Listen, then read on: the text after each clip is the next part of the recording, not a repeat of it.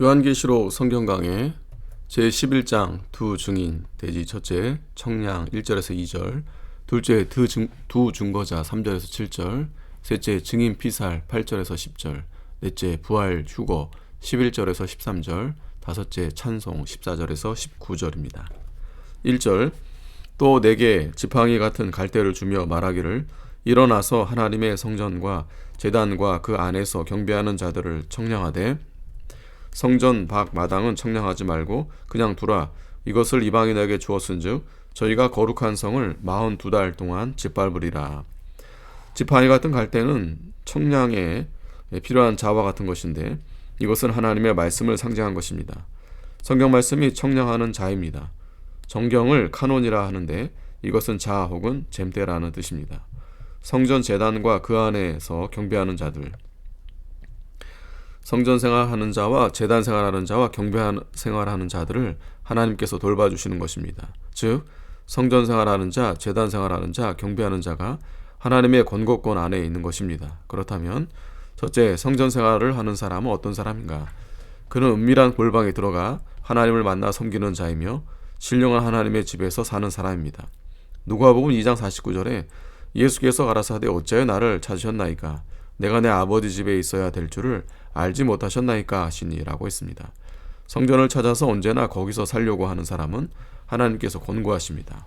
즉 영적 골방을 찾아서 하나님을 가까이 하고 주님과 영적 교제를 하는 사람이 성전 생활을 하는 사람이며 하나님께서 그 사람을 권고하시고 붙들어 주십니다. 이러한 성도는 신앙생활을 조금만 잘못해도 하나님께서 징계하시며 징계를 받아 회개하고 바로 서면 하나님께서 기뻐하시고 즉시 붙들어 주십니다.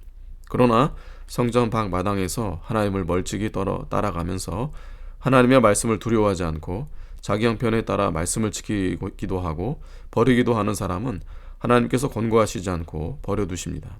주일마다 예배당에 나와 예배를 드리지만 하나님의 말씀을 생명 말씀으로 달게 받지 못하고 그 말씀을 두려워하지 않는 자는 성전 밖 마당에 있는 줄 알아야 합니다. 둘째, 제단 생활을 하는 사람은 어떤 사람인가? 하나님의 제단을 중심하여서 자기의 모든 것을 산제사로 드리려고 힘쓰는 성도입니다. 자기에게 있는 모든 것을 주님께 드리기를 원하고 주님께 드리는 것을 가장 즐거워하며 감사하는 생활을 하려고 힘쓰는 성도가 제단 생활을 하는 사람입니다. 하나님께 드리는 것은 아까워서 벌벌 떨고 자기를 위하여서는 아까운 줄 모르고 마구 쓰는 사람은 제단 생활을 하지 못합니다. 제단 생활을 하는 사람은 언제나 하나님의 제단에 자기의 마음을 온전히 바치고 물질과 몸과 생명까지도 하나님을 위해서 제물로 바치기를 간절히 원하는 것입니다. 하나님 앞에 바칠 것이 없어서 바치지 못한다고 핑계하면 안 됩니다. 자기가 가지고 있는 시간부터 제단에 바치기를 힘써야 합니다. 기도하는 시간, 성경 읽는 시간, 전도하는 시간은 하나님을 위하여 제단에 바치는 가장 귀한 예물입니다. 하나님 앞에 바치고자 하는 마음이 있으면 바칠 것이 많이 있습니다. 성도가 제단 생활을 하는 것을 하나님께서 항상 권고하시므로 죄를 지으면 회개하도록 징계하십니다. 또 갈 길을 모를 때에는 하나님께서 인도하여 주시며 형통한 길을 열어주십니다. 원래 산 것은 재물이 되지 못하기 때문에 제단 생활을 하려면 자신을 죽여야 합니다. 언제나 자신을 죽여서 하나님께 바쳐드리는 생활을 해야 합니다. 셋째, 경배하는 사람은 어떤 사람인가? 경배는 예배와 같은 말인데 신령과 진정으로 예배하는 사람이 되어야 하나님의 권고권 안에 있게 됩니다.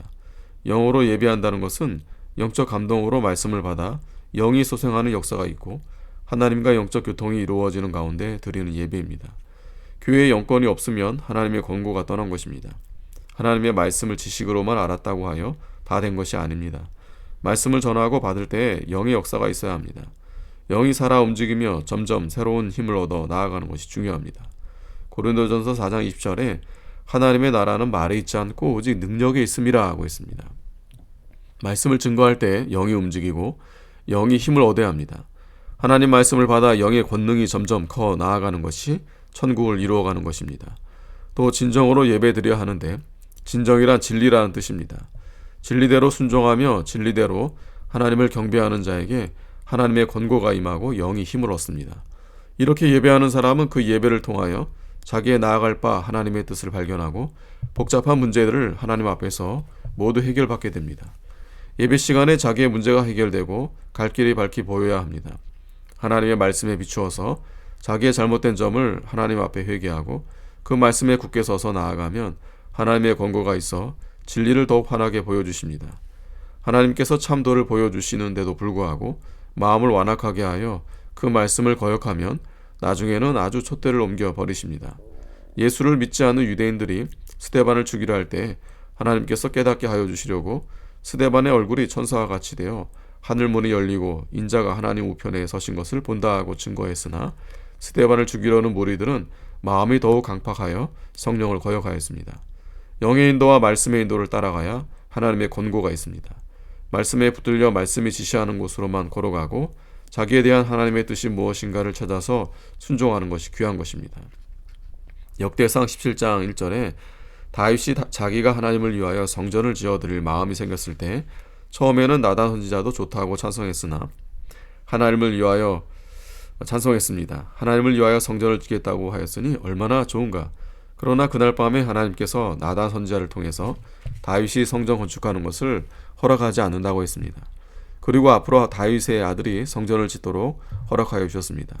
이튿날 나단 선지자가 다윗을 찾아가 하나님께서 하신 말씀을 모두 전하니 다윗이 그대로 순종했습니다. 내가 하나님을 위하여 무엇을 할까 하지 말고 하나님께서 나에게 무엇을 요구하시는가를 찾아야 합니다. 청량한다는 것은 하나님께서 거룩한 것과 속된 것을 구별하여 거룩한 것은 하나님의 권고권 안에 두시고 간섭한다는 뜻입니다. 에스겔 42장 20절에 그가 이와 같이 그 사방을 청량하니 그 사방 담 안 마당에 장과 광이 500척씩이라 그 담은 거룩한 것과 속된 것을 구별하는 것이더라 하고 했습니다. 하나님께서는 성도들을 구별하여 권고하시고 간섭하십니다. 성전 밖 마당은 청량하지 말고 그냥 두라. 청량하지 않은 부분과 청량한 부분이 있습니다. 성전 밖 마당에 있는 사람들은 하나님께서 권고하지 않으십니다. 성전 밖 마당은 지성소에 깊이 들어가지 못하고 신앙생활하는 상태인데 하나님을 멀찍이 하여 영적 세계에 들어가지 못하고 성전 밖 마당에만 갔다 오는 식으로 예수를 믿는 사람들을 가리킵니다.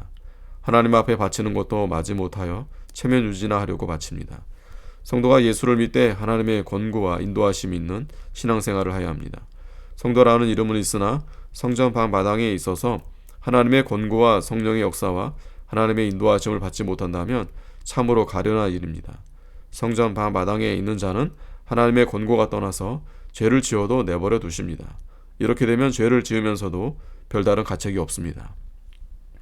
저희가 거룩한 성을 42달 동안 짓밟으리라. 성전 밖 마당은 이방 세력이 짓밟게 됩니다.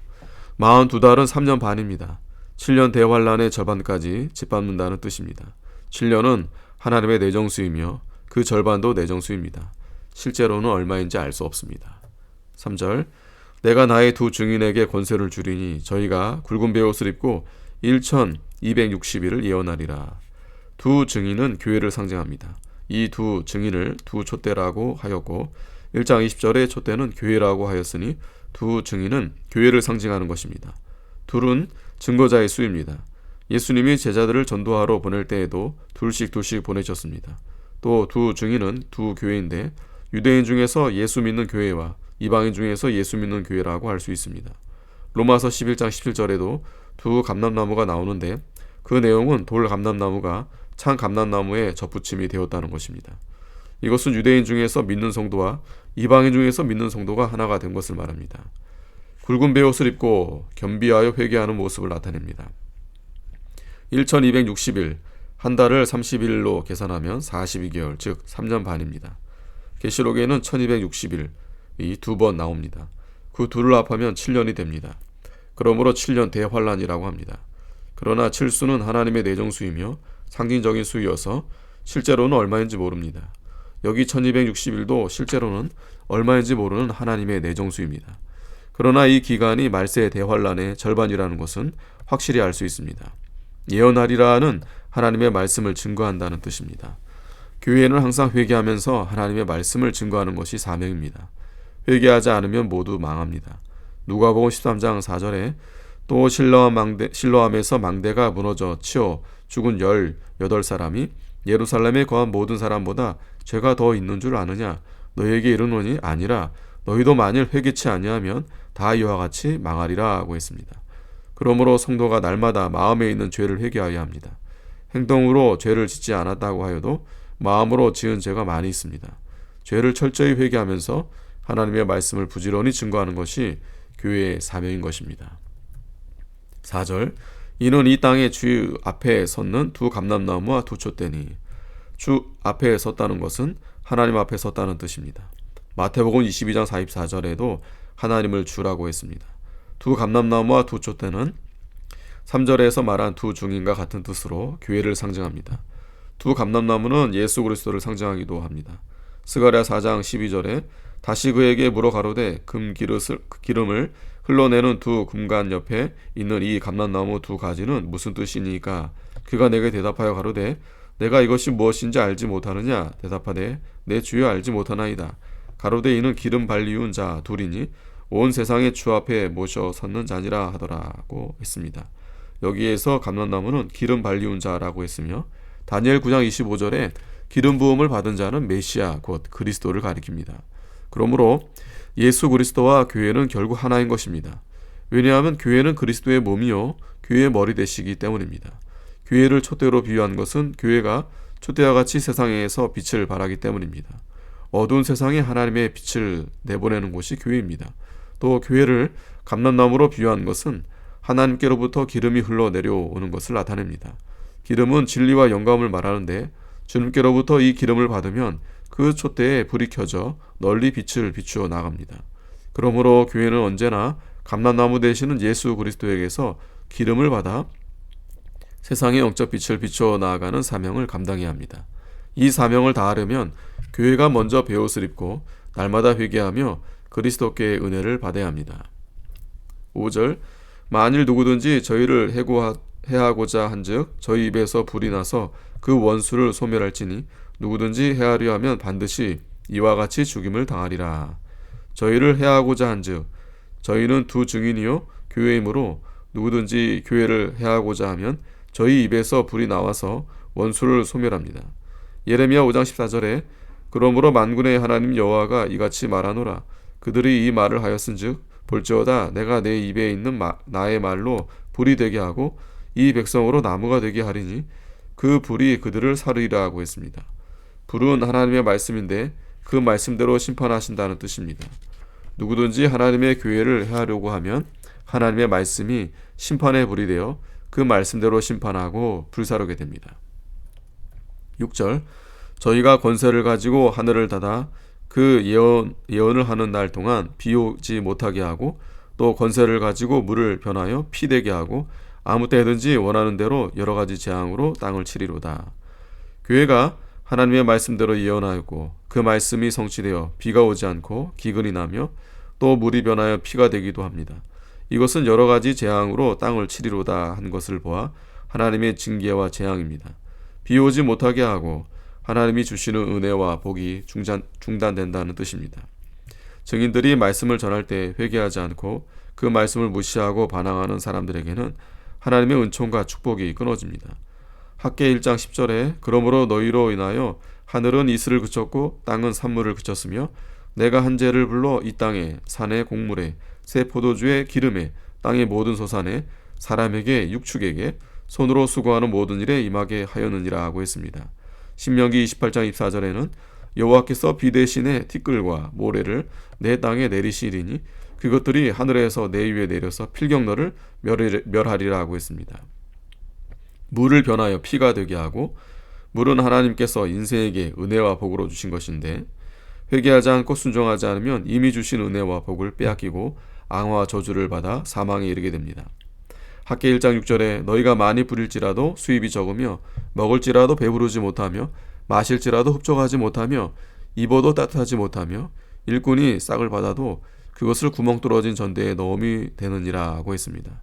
또 신명기 28장 31절에 내 소를 내 목전에서 잡았으나 내가 먹지 못할 것이며 내 나귀를 내 목전에서 빼앗아 감을 당하여도 도로 찾지 못할 것이며 내 양을 대저에게 빼앗길 것이나 너를 도와줄 자가 없을 것이며 내 자녀를 다른 민족에게 빼앗기고 종일 생각하고 알아봄으로 눈이 새하여지나 내 손에 능이 없을 것이며 내 토지소산과 내 수고로 얻은 것을 내가 알지 못하는 민족이 먹겠고 너는 항상 압제와 학대를 받을 뿐이니 라고 했습니다.